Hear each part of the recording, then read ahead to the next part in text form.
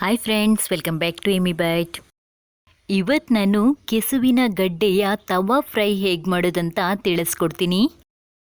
ಕೆಸುವಿನ ಗಡ್ಡೆಯ ತವಾ ಫ್ರೈ ಮಾಡಲಿಕ್ಕೆ ಒಂದು ದೊಡ್ಡ ಗಾತ್ರದ ಕೆಸುವಿನ ಗಡ್ಡೆನ ತಗೊಂಡಿದ್ದೀನಿ. ಮೊದಲು ಈ ಗಡ್ಡೆ ಮೇಲಿರುವ ಸಿಪ್ಪೆನ ಚೆನ್ನಾಗಿ ತೆಗಿಬೇಕು. ಇದರ ಮೇಲಿರುವ ಸಿಪ್ಪೆನ ತೆಗೆದ ಮೇಲೆ ಹೀಗೆ ರೌಂಡ್ ಆಗಿ ಕಟ್ ಮಾಡಬೇಕು. ಇಷ್ಟು ದಪ್ಪಗೆ ಕಟ್ ಮಾಡಿಟ್ಕೊಳ್ಬೇಕು. ಹೀಗೆ ಕಟ್ ಮಾಡಿಟ್ಕೊಂಡಿರುವ ಕೆಸುವಿನ ಗಡ್ಡೆನ ಒಂದು ಪಾತ್ರೆಗೆ ಹಾಕಿ ನೀರನ್ನು ಸೇರಿಸಿ ಚೆನ್ನಾಗಿ ತೊಳಿಬೇಕು. ಕೈನ ಯೂಸ್ ಮಾಡಿದರೆ ಕೈ ತುರಿಸ್ತದೆ, ಅದಕ್ಕೇನೆ ಸೌಟನ್ನ ಯೂಸ್ ಮಾಡಿ ತೊಳಿಬೇಕು. ಇದನ್ನು ಚೆನ್ನಾಗಿ ತೊಳೆದ ಮೇಲೆ ಸ್ವಲ್ಪ ಅಗಲ ಇರುವ ಪಾತ್ರೆಗೆ ಹಾಕ್ಕೊಳ್ಬೇಕು. ಜೊತೆಗೆ ಬೇಯಲಿಕ್ಕೆ ಬೇಕಾಗುವಷ್ಟು ನೀರು, ರುಚಿಗೆ ತಕ್ಕಷ್ಟು ಉಪ್ಪು,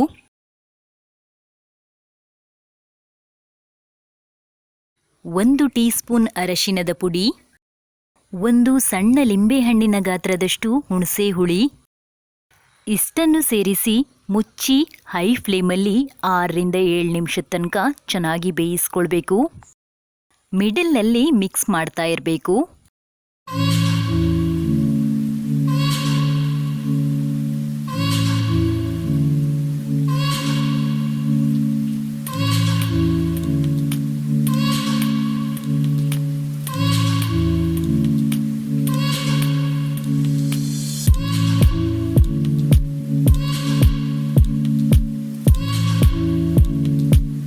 ಏಳು ನಿಮಿಷ ಆಗಿದೆ. ಇವಾಗ ಕೆಸುವಿನ ಗಡ್ಡೆ ಚೆನ್ನಾಗಿ ಬೆಂದಿದೆ.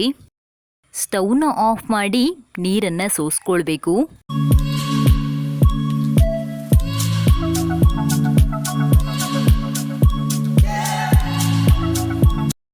ಇದನ್ನು ಒಂದು ಸೈಡಲ್ಲಿಟ್ಟು ಒಂದು ಬೌಲ್ಗೆ 2 table spoon maida, 2 table spoon cornflour, 3 table spoon chilli powder, 1 table spoon garam masala, 1/4 tea spoon ಜೀರಿಗೆ, ರುಚಿಗೆ ತಕ್ಕಷ್ಟು ಉಪ್ಪು, ಇಷ್ಟನ್ನು ಸೇರಿಸಿ ಸ್ವಲ್ಪ ನೀರನ್ನು ಸೇರಿಸ್ತಾ ಪೇಸ್ಟ್ ಮಾಡಿಕೊಳ್ಬೇಕು.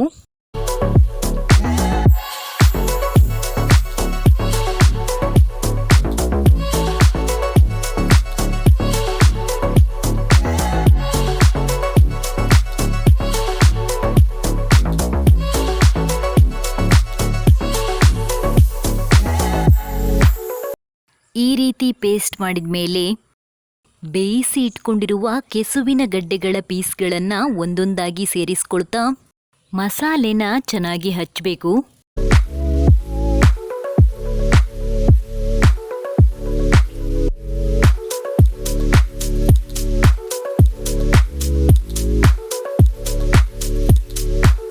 ಹೀಗೆ ಒಂದೊಂದೇ ಪೀಸ್ಗೆ ಮಸಾಲೆನ ಹಚ್ಚಿ 15 ನಿಮಿಷದ ತನಕ ಹೀಗೆ ಇಡಬೇಕು. ಹೀಗೆ ಇಡೋದ್ರಿಂದ ಪೀಸ್ಗೆ ಮಸಾಲೆ ಚೆನ್ನಾಗಿ ಹಿಡಿತದೆ.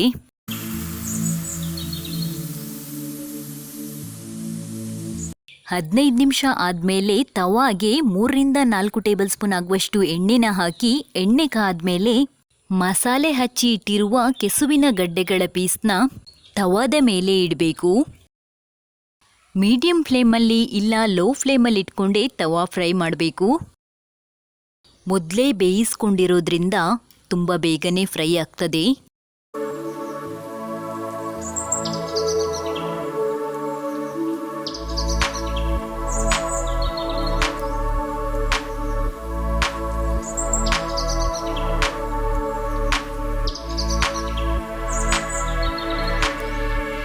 ಒಂದು ಸೈಡ್ ಫ್ರೈ ಆದಮೇಲೆ ತಿರುಗಿಸಿ ಹಾಕಿ ಇನ್ನೊಂದು ಕಡೆ ಕೂಡ ಫ್ರೈ ಮಾಡ್ಕೊಳ್ಬೇಕು.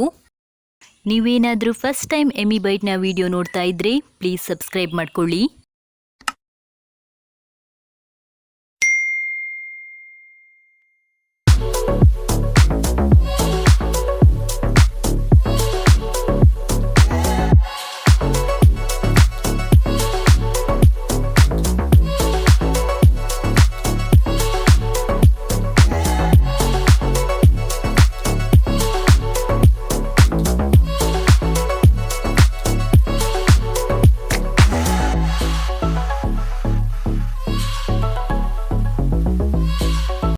ಹೀಗೆ ಎರಡೂ ಕಡೆ ಫ್ರೈ ಆದಮೇಲೆ ಇದನ್ನು ತೆಗೆಯಬಹುದು.